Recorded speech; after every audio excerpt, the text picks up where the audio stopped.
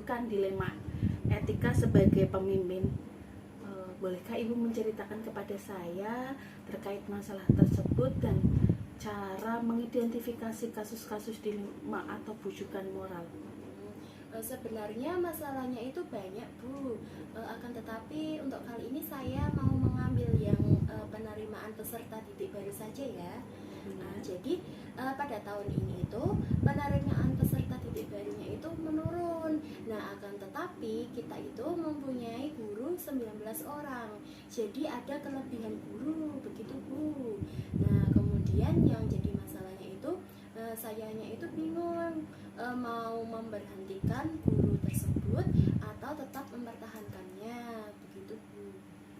Oh iya Bu ya, terkait penerimaan peserta didik baru ya Bu ya. Untuk bagaimana Anda menjalankan pengambilan keputusan di sekolah, terutama untuk kasus-kasus di mana ada dua kepentingan yang sama-sama benar atau sama-sama mengandung nilai kebajikan? Saya itu lebih memilih untuk memilih nilai kebajikan yang harus dijunjung tinggi, karena seperti kita tahu itu kalau kejujuran kemudian kebenaran itu perlu dijunjung tinggi, begitu, Bu. Iya Bu ya, berarti dengan memilih untuk mengandung nilai kebajikan Bu ya untuk pengambilan keputusannya ya. Iya. Terkait langkah-langkah yang Ibu lakukan selama ini, adakah langkah-langkah seperti apa yang Ibu susun? Ada 3 tahap, Bu. Yang pertama itu biasanya itu kita mengonfirmasi dulu masalahnya itu apa. Kemudian yang kedua itu kita mendiskusikannya dengan ketua yayasan atau dengan yang lainnya. Kemudian yang ketiga kita merefleksikannya atau menerapkannya dari diskusi tersebut, begitu, Bu. Oh iya. Terus untuk hal-hal apa saja yang selama ini menjadi yang Ibu anggap efektif dalam pengambilan keputusan pada kasus-kasus dilema etika?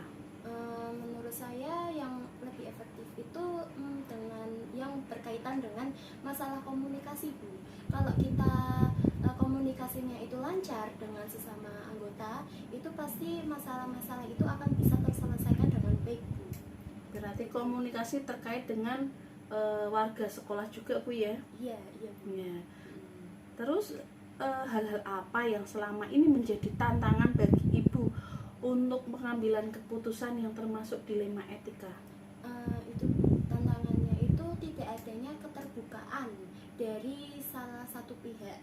Jadi dalam penyelesaian masalah itu membutuhkan keterbukaan, Bu, agar masalah itu bisa terselesaikan dengan baik. Oh iya, tantangannya ya Bu ya. Terkait hal ini ya Bu ya, apakah Ibu memiliki sebuah jadwal tertentu untuk penyelesaian kasus dilema ini? Apa langsung menyelesaikan di tempat atau memiliki sebuah jadwal? Terus untuk prosedurnya seperti apa Ibu? Kalau untuk jadwal tertentu mungkin tidak ada, Bu. Akan tetapi kalau prosedurnya itu jelas ada. Seperti kasus yang tadi itu saya memerlukan diskusi terlebih dahulu dari berbagai pihak agar masalah tersebut itu bisa ditemukan masalahnya apa, kemudian bisa jalan keluarnya dari masalah tersebut itu apa. Terkait pihak-pihak tersebut itu siapa aja yang diikutkan Bu? Ada ketua yayasan, terus juga kepala sekolah KP, kepala sekolah TK, kemudian juga guru-guru lain yang bisa mempunyai jalan keluar dari masalah tersebut. Ya Bu ya. Iya. Terkait adakah seseorang atau faktor-faktor untuk mempermudah atau membantu Ibu dalam pengambilan keputusan kasus dilema etika ini? Iya, Bu, ada, yaitu ketua yayasan. Biasanya ketua yayasan itu memberikan solusi, begitu, Bu. Memberikan solusi bagaimana supaya jalan keluar itu bisa ditemukan dari masalah tersebut. Ini Bu ya, pertanyaan terakhir ini Bu ya, dari semua yang Ibu sampaikan, pembelajaran apa yang Ibu petik dari pengalaman dalam pengambilan keputusan dilema etika? Jadi menurut saya itu kita harus menjunjung tinggi yang namanya komunikasi. Kan dalam berdiskusi, dalam berhubungan interaksi sosial itu kita membutuhkan komunikasi dari seluruh pihak, dan juga adanya rasa empati kepada sesama anggota. Itu menurut saya yang paling penting. Dari yang saya petik itu menurut saya adanya komunikasi dan juga rasa empati. Ya. Baiklah Bu, saya rasa untuk pertanyaan-pertanyaan atau pengambilan keputusan yang Ibu ambil semoga bisa menemukan jalan keluar yang baik, dan saya cukupkan dulu pertanyaan pada pagi hari ini. Nanti bisa dilanjut lain kesempatan ya Bu ya, kita ngobrol-ngobrol santai. Sebelumnya saya mohon maaf apabila mengganggu waktu panjenengan hari ini. Semoga panjenengan hari ini kegiatannya berjalan dengan lancar. Saya mohon pamit ya Bu ya. Terima kasih. Sama-sama. Assalamualaikum warahmatullahi wabarakatuh Bu. Waalaikumsalam warahmatullahi wabarakatuh. Demikian wawancara dari Kepala Taman Penitipan Anak Al-Nahl terkait pengambilan keputusan sebagai pemimpin pembelajaran. Terima kasih. Assalamualaikum warahmatullahi wabarakatuh. Baiklah, kita lanjutkan sesi wawancara dengan Kepala Kelompok Bermain Al-Nahl Coprayan, di mana pada kesempatan kali ini saya akan mewawancarai Bunda Ika Yuliana SPD terkait pengambilan keputusan sebagai pemimpin pembelajaran. Baiklah, sesi kali ini saya akan mulai. Assalamualaikum warahmatullahi wabarakatuh, Bunda Ika. Ya, bagaimana kabarnya pagi ini? Alhamdulillah sehat. Ya, sehat terus ya Bu ya. Tetap semangat ya dalam di dunia pendidikan anak usia dini ya Bu ya.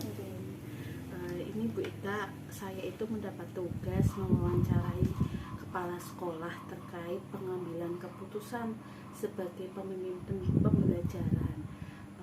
Panjenengan hari ini sibuk enggak? Alhamdulillah masih tutup Kosong ya Bu? kosong. Iya.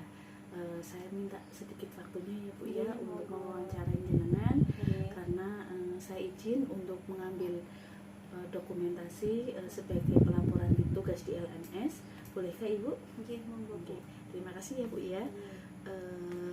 Baiklah Bu, yang pertama, selama menjadi kepala kelompok bermain Al-Nahl, pasti Ibu dihadapkan banyak masalah ya Bu ya. Iya. Terkait masalah-masalah yang menimbulkan dilema etika itu gimana Ibu penyelesaiannya? Bolehkah Ibu menceritakan kepada saya terkait masalah tersebut? Selama saya menjabat sebagai kepala sekolah, pastinya banyak permasalahan ya Bu, yang setiap harinya ada kendala-kendala juga. Nah, ini terkait masalah yang menimbulkan dilema, di sini saya mengambilkan masalahnya mengenai karya wisata Bu. Oke. Jadi pada saat awal tahun ajaran baru itu kami sudah melakukan sosialisasi kepada semua pihak wali murid di salah satu membahas tentang karya wisata. Nah, di mana biaya karya wisata itu diambilkan dari uang tabungan Bu. Jadi setiap satu minggunya 2 hari menabung. Tapi terkadang orang tua ada yang menabung dan ada yang tidak menabung. Nah, di situ kita juga bingung nanti gimana kalau ada orang tua yang tidak menabung, diambilkan dari uang mana gitu. Takutnya juga orang tua tidak ikut karya wisata tersebut Bu. Nah, iya. Berarti terkait permasalahan karya wisata Bu ya. Di mana Ibu menjalankan pengambilan keputusan, terutama pada kasus-kasus tersebut ada 2 hal kepentingan yang sama-sama benar ya Bu, dan yang sama-sama mengandung nilai kebajikan.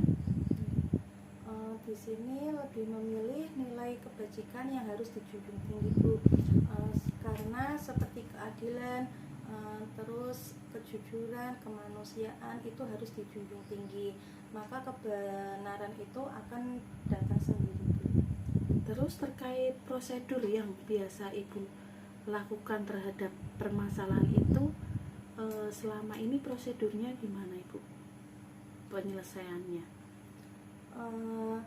Kita melakukan konfirmasi kepada yang bersangkutan, terus berdiskusi dengan para komite dan guru, Bu. Terus terkait hal-hal yang selama ini yang Ibu anggap efektif dalam pengambilan keputusan dilema etika itu seperti apa Ibu? Di sini komunikasi harus baik dengan semua pihak, warga wali murid, Bu. Iya. Terus tantangan dalam mengambil keputusan terkait masalah tersebut itu tantangannya apa Ibu?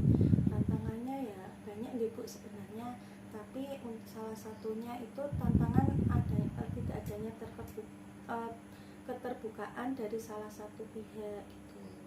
Jadi dalam pengambilan keputusan menimbulkan keterbukaan dalam penyelesaian masalah.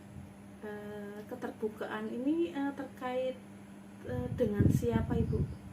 Dengan wali muridnya yang bersangkutan, Bu. Oh iya.